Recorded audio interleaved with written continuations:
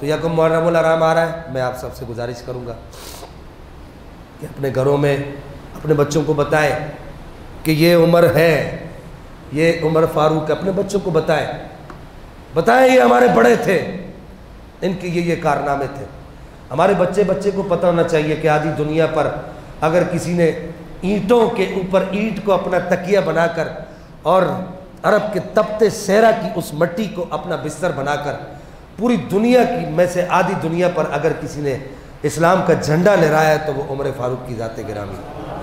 आखिर में मुझे इकबाल का वो शेर, वो फारसी शेर में दोबारा पढ़ना चाहूँगा कि इकबाल कहता है कि मैं पूरी दुनिया में घूमा और मैं देखता रहा कि मैंने कहा कि शायद मुझे कहीं पे बादशाही के साथ फ़कीरी नज़र आ जाए। तो कहते हैं मुझे मस्जिद नबवी के अंदर एक बड़ा सा मिंबर है, बड़ा रूहानी नूरानी सा मिंबर है, उस नूरानी मिंबर के ऊपर एक लंबे कद वाला आदमी वो 35 लाख मुरब्बा मील पर रसूलुल्लाह की खिलाफत के फ़राइज़ सरअंजाम देने वाला, जिसे दुनिया उमर फारूक कहती है, वो 35 लाख मुरब्बा मील का मुतलक बादशाह रसूलुल्लाह का खलीफा मुतलक जब जुमे का खुतबा देने के लिए खड़ा होता है तो उसके जुब्बे के अंदर 16 टाकियाँ नज़र आती है, 16 टाकियाँ लगी, 16 पैबंद लगे हुए नज़र आते हैं।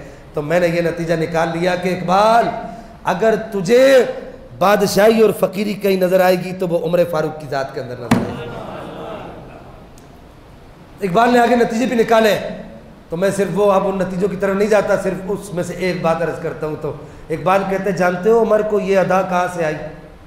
है सुन्नी हो, जागते हुए सुनना, बस आखिरी लम्हात में वक्त ऊपर हो गया, जागते हुए सुनना। इकबाल कहते, जानते हो उमर को ये अदा कहाँ से आई? रातों को उठकर गरीब औरत के घर पे जाके उसके बच्चों को खाना पहुंचा के फिर उसके घर में वो लकड़ियों को फूके मार के उनकी दाढ़ी के अंदर धुआं जा रहा है, उनके चेहरे पे धुआं जा रहा है, और फिर वो खाना गरम गरम उसके अंदर हाथ डाल के पका के बच्चों को खिला के और फिर मदीने के अंदर घूमना, और फिर ये कहना कि मदीने के कोने पे अगर कोई कुत्ता भी भूखा सोया तो उमर से सवाल किया जाएगा। और उमर जब खड़ा होता है तो वो जर्क बर्क लिबास पहनकर रसूलुल्लाह के मिंबर पे खड़ा नहीं होता। उमर जो है वो 16 पैबंद लगा हुआ लिबास पहन के खड़ा होता है। और जब उमर को कफन दिया जाता है तो उमर के कफन के लिए लट्ठे का सफ़ेद कपड़ा नहीं होता, कत्थई रंग के कपड़े जो आपके घर पे 2 पड़े होते हैं, उन्हीं कपड़ों के अंदर और वही जिस कुर्ते के अंदर आपके ऊपर जो वार किया जाता है उसी कुर्ते के अंदर आपको कफन दिया जाता है। इकबाल कहते हैं, जानते हो उमर को ये अदा कहाँ से नसीब हुई? कहा कि उमर को ये अदा रसूलुल्लाह की निगाह से नसीब हुई है। जिस तरफ उठ गई दम में दम आ गया, उस निगाह इनायत पे लाखों सलाम। इकबाल कहता है कि कहीं उठी तो सिद्दीक अकबर बनाया,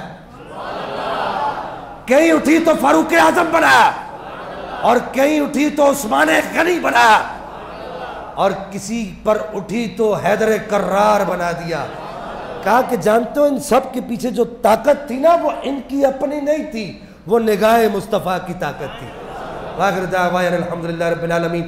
जुमा के बाद यौम तिलावत कुरान